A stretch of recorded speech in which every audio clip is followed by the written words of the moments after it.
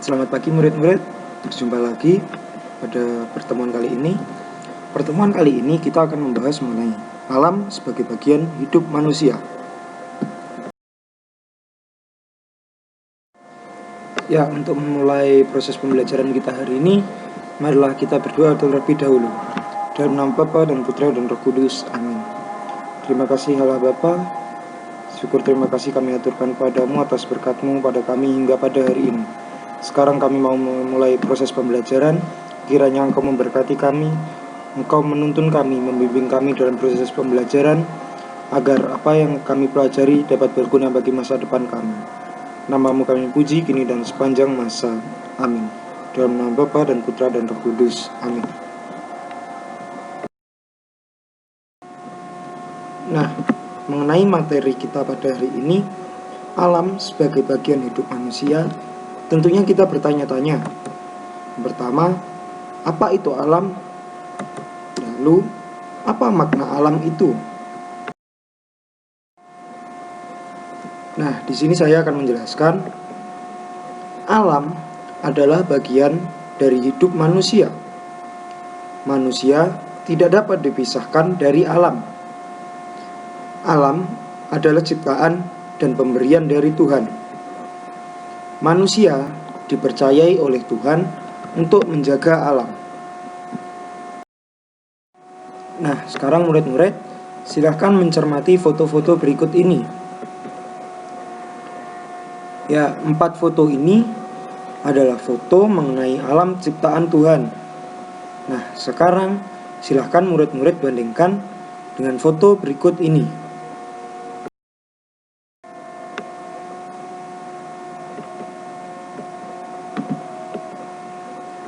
Ya, foto-foto ini adalah foto mengenai kerusakan alam yang terjadi di saat-saat ini.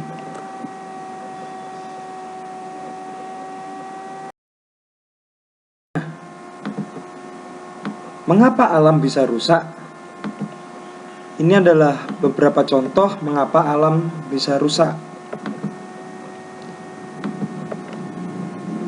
Ya, seperti asap pabrik yang membuat polusi udara dan penebangan hutan liar, serta ini yang sering terjadi adalah membuang sampah sembarangan, lebih-lebih lagi buangnya di sungai. Nah, ini yang membuat alam bisa rusak.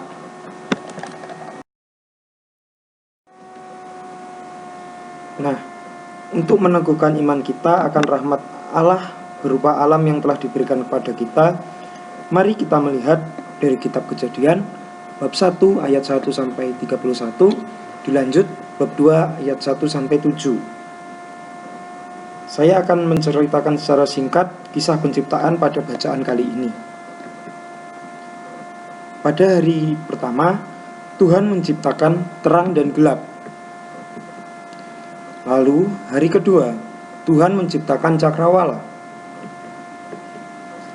Hari ketiga, Tuhan menciptakan darat, laut, dan tumbuhan. Hari keempat, Tuhan menciptakan matahari, bulan, dan bintang. Hari kelima, Tuhan menciptakan binatang di air dan di udara. Hari keenam, Tuhan menciptakan binatang di darat. Hari keenam pula, Tuhan Allah juga menciptakan manusia. Tuhan Allah mengambil debu tanah liat. Tuhan Allah membentuk manusia seperti gambar dan rupa Tuhan Allah. Lalu, Tuhan Allah menghembuskan nafas hidup ke dalam hidung manusia.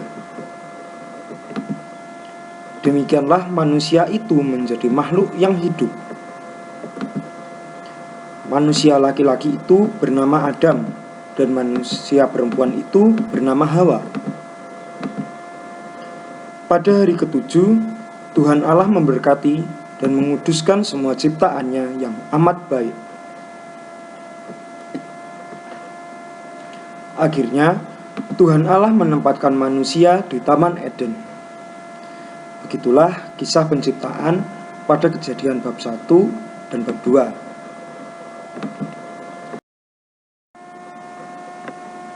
Ya murid-murid, dari bacaan tadi kita menyadari bahwa kasih Tuhan begitu luar biasa kepada manusia.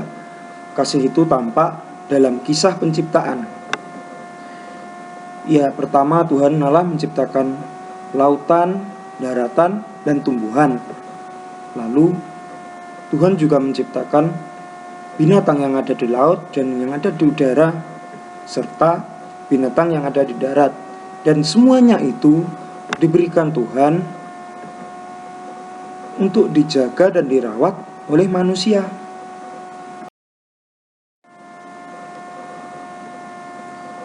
Nah, semua yang telah diciptakan Tuhan diperuntukkan bagi kelangsungan hidup semua makhluk termasuk manusia. Maka manusia menjadi bagian dari alam dan alam juga menjadi bagian tak terpisahkan dari manusia.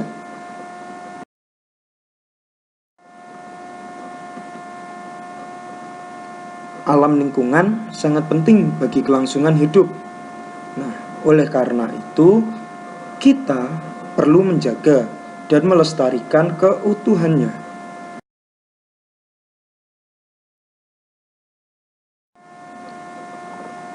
Ya, yang menjadi pertanyaan reflektif bagi kita, sudahkah kita bersyukur kepada Tuhan atas alam yang telah diciptakannya bagi kita?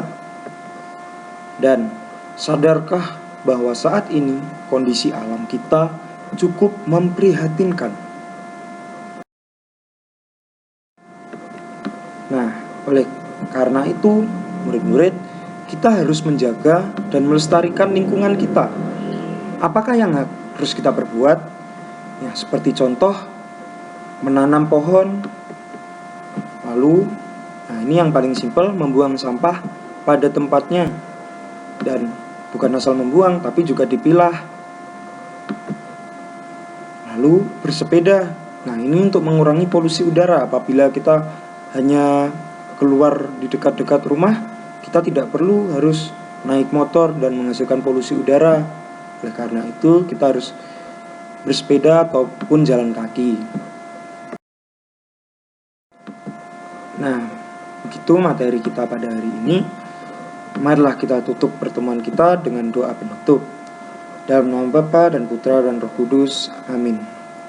Ya Tuhan Yesus Kristus, syukur terima kasih atas berkat rahmat-Mu yang begitu melimpah kepada kami.